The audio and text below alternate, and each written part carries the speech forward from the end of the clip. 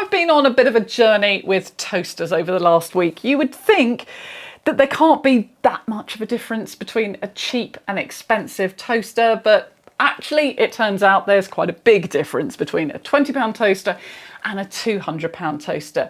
And at the end of the video, you will know whether it's worth spending three figures. And just so you're aware, 4 of the 5 toasters that you'll see in this video were purchased by me, and 1 was provided by the manufacturer so that I could make this video. And I will flag up which one that is when we get to that part of the video. First up is the Breville Bold. This comes in 4 colours and retails for about £30. It's part of a range of slightly retro looking designs with a ribbed plastic exterior, and you can buy matching kettles too. Now, even at this entry level, this isn't actually a basic toaster. It comes with quite a few features. First of all, it has a variable slot width so that you can add different widths of bread into the slot. As you would expect, it has a dial for browning control, although the little raised marker on the dial is actually quite hard to see. There's 3 buttons on the control panel, which are the reheat button for a quick burst of heat on already cooked toast, a frozen bread button, which is for cooking toast straight from the freezer, and a cancel button so that you can make the toast pop up immediately. At this price range, you also get non-slip feet, removable crumb tray and cord storage at the bottom of the appliance. But this basic toaster does have its downsides. To start with, it's the lightest of all the models that I'm testing. And that means the momentum of pushing the loading handle down, even at quite moderate speeds, can cause the toaster to tip forward. Secondly, the grilling space is only about 11.5 centimetres deep, and the bog standard loaf of white bread that I picked up from the supermarket for doing this video had slices which were 13 centimetres deep, which means the top of the bread remained uncooked. This is what a slice of white bread looked like after 2.5 minutes. But even so, at the time I'm filming this, the Breville is the 2nd biggest selling toaster on Amazon UK, and it mostly does the job pretty well. I'll give it 7 out of 10. Now, before I move on to toaster number 2, if you are new here, please hit the subscribe button so you can see more videos about home tech and appliances. And I've just started over on Instagram publishing daily videos that give you a look behind the scenes. So please give me a follow over there. The link to that is in the description. So next, it's the Toastley Smart Toaster, which retails for about £50 here in the UK. This one has been a little bit of a viral sensation because it's got a very colourful and complicated looking control panel.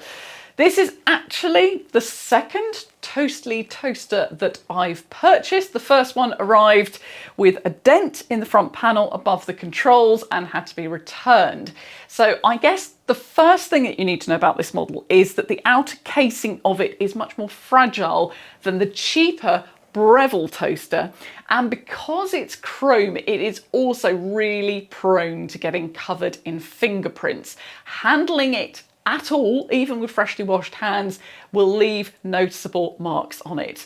But those negatives aside, this toaster does have a lot of features. First of all, it has the basic stuff that the Breville has, so that's buttons to cancel, reheat and defrost, as well as a slide out crumb tray. And like most toasters, it has cord storage at the bottom of the appliance, but I found it actually impossible to get the cord to stay in place on this model. It's got a colourful touchscreen display, which is very easy to navigate. You can choose from 6 different types of bread and select a visual representation of how well done you would like your slice of toast. And whilst the bread is grilling, there's a countdown display which tells you how long until it's going to be ready. Grilling depth in this toaster is about 11 centimetres, so once again, too short for some loaves of pre-sliced bread, and slices from the white loaf came out with uncooked tops, just like they did from the Breville.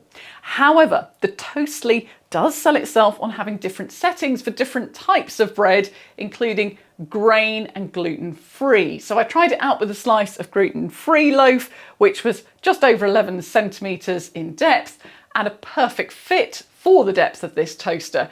Although the slice came out evenly browned all over, the browning was not even on both sides. The side facing the middle of the toaster was much more cooked than the side facing the outside of the toaster, and that was the case with slices cooked in both slots.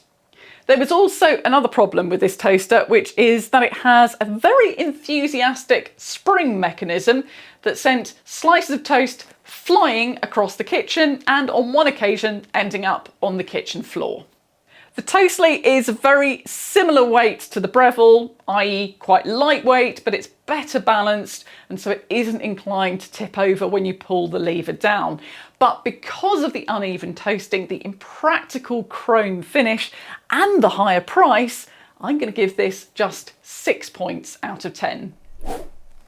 Now, taking a leap from the £50 toaster, next it's the Ninja Foodi 3-in-1 toaster, grill and panini press. This one sells for in excess of £100 in the UK. You can check the exact price at the moment by clicking on the link in the description. At just over 3 kilograms, it's more than twice the weight of the Breville and the Toastley and noticeably sturdier to handle. Now, unlike the Breville, which flipped over because of poor stability, the Ninja is actually designed to flip over so that you can use it as a toaster and a toaster oven, which is pretty cool. It comes supplied with a combined tray and panini press, which also serves as a door to the toaster. You can then use the tray to grill cheese on top of your toast using the variable grill setting, or as a panini press by unclipping the top handle and inserting your panini or sandwich between the layers. It has a bake setting too, which is supposed to be for pastries, but it has a maximum time setting of 20 minutes and only limited options for different temperatures. However, my almond croissant did come out looking pretty good. You can also use the reheat setting to warm up slices of leftover pizza. Now, one of the big advantages of this model in normal toaster mode is that because it has one long slot rather than 2 short ones, it can handle what it calls artisan bread, which is anything that's wider than average, like this slice of rye. The Ninja has all the functions of the 2 cheaper models, like the defrost, 7 different browning levels. It also has a bagel setting, which toasts on one side only, and a countdown display. The Ninja gave the most even toasting of all 4 toasters that I tested, with a toasting depth of about 14 centimetres, which means every part of the pre-sliced white bread got cooked, but it was also the slowest at grilling the toast. Now, of course, this being a Ninja toaster, it does make the trademark Ninja beep, which, to be entirely honest, after 2.5 years of testing appliances, is starting to grate a little bit. The Ninja kettle is still the only appliance that can be muted, and I really wish that they would offer the mute option on more of their appliances. So the Ninja is by far the most versatile of all the toasters that I tested, and I could put up with the longer toasting time because it has so many other pros that compensate for that.